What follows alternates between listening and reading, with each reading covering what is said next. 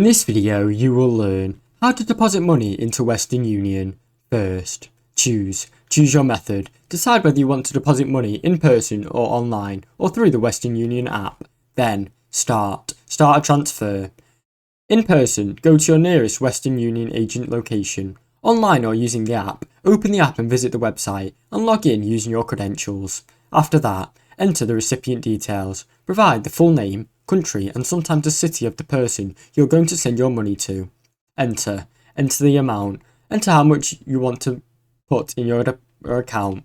Select your payment method. Choose how much you want to deposit and where from. This can be cash if you are in person, your bank account, credit or debit card, or your mobile wallet. Review and confirm. Double check the details and fees, then confirm the transaction. Get the MTCN. After confirmation, you will receive a money transfer control number. Share this with the recipient so they can collect the money. Thanks for watching. Don't forget to like and subscribe.